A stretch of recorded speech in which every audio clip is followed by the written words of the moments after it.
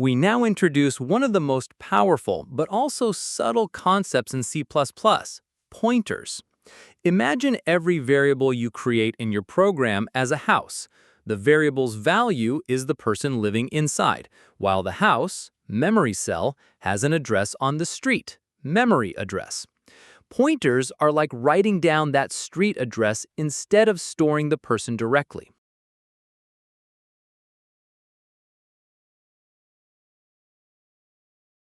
A pointer is just a variable whose value is a memory address. Pointers can have values within the program's memory address space. Memory address space is the set of all possible addresses available to a program. A pointer stores one address chosen from that set. The compiler requests memory space from the operating system when it defines a variable in your code. The operating system then allocates memory.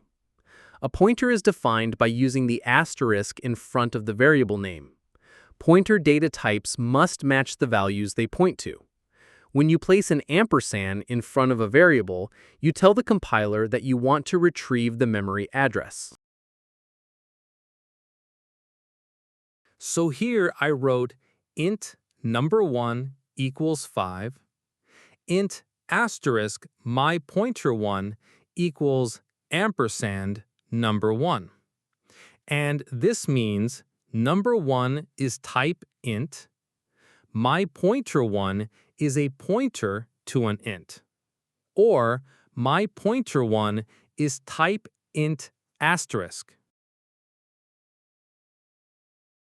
To put it in words, number1 is a box that stores the value 5.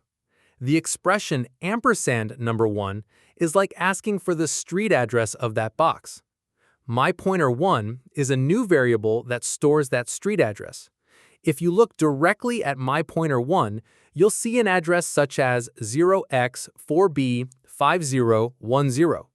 But if you use the asterisk operator in front of my pointer1, it means go to that address and open the box inside. What you find there is the value 5.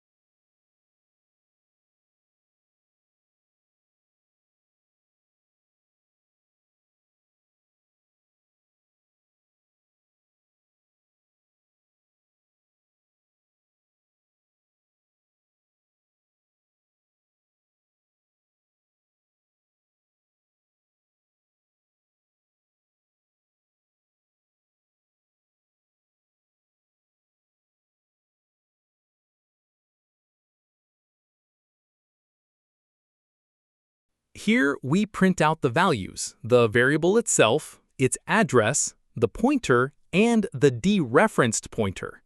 This demonstrates how we can access both the house, memory cell number, and the street address at the same time. Pointers can be declared for different types, such as int, double, or char, but type safety is important. A pointer to double must only store the address of a double. Otherwise, you'll be reading the wrong house, memory cell, with the wrong blueprint.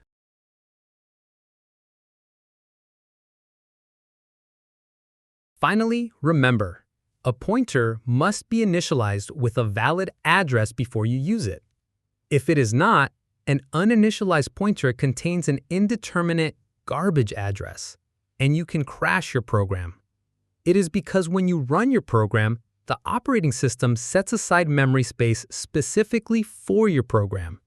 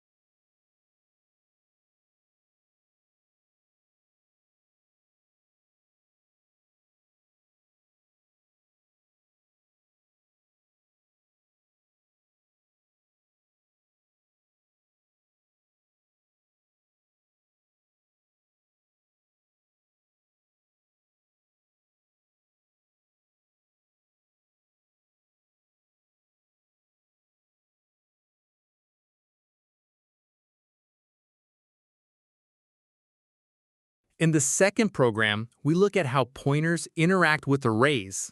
This is a natural connection because the name of an array automatically acts like a pointer to its first element. Think of it like this. An array is a street with houses lined up in order. The array name is then the address of the first house.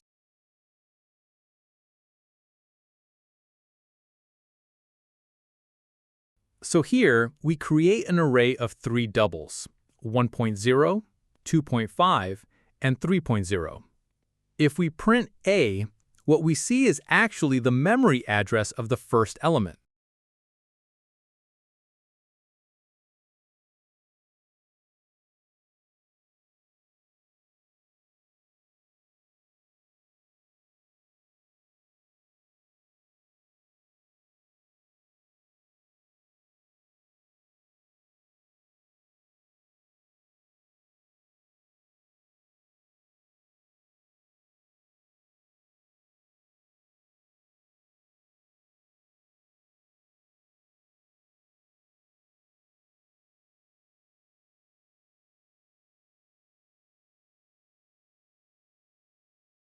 Then we assign a pointer double asterisk P equals A.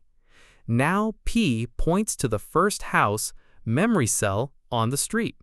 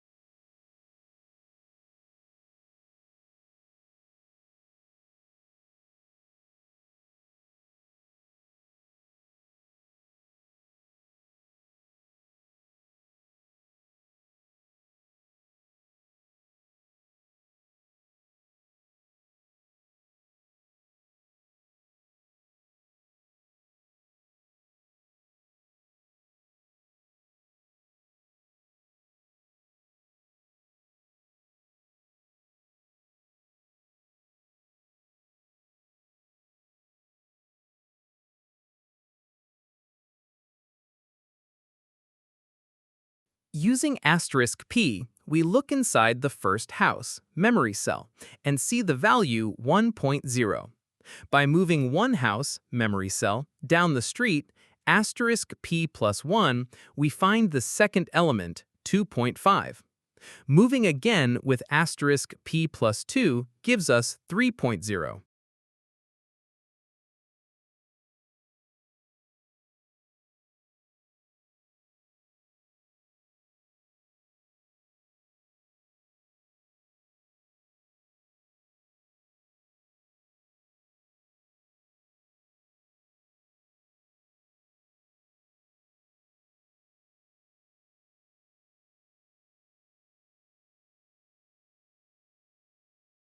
This program also shows that pointers don't just read values, they can change them.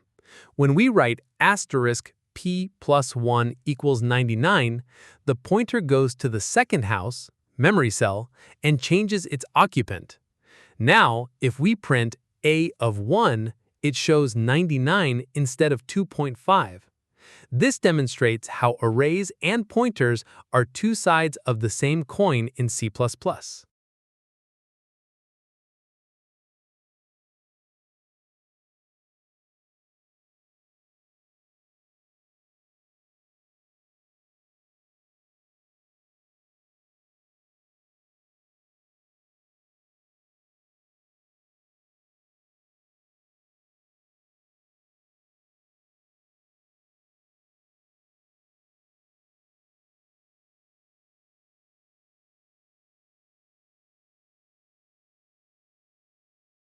Don't forget to like, comment, and subscribe for more videos.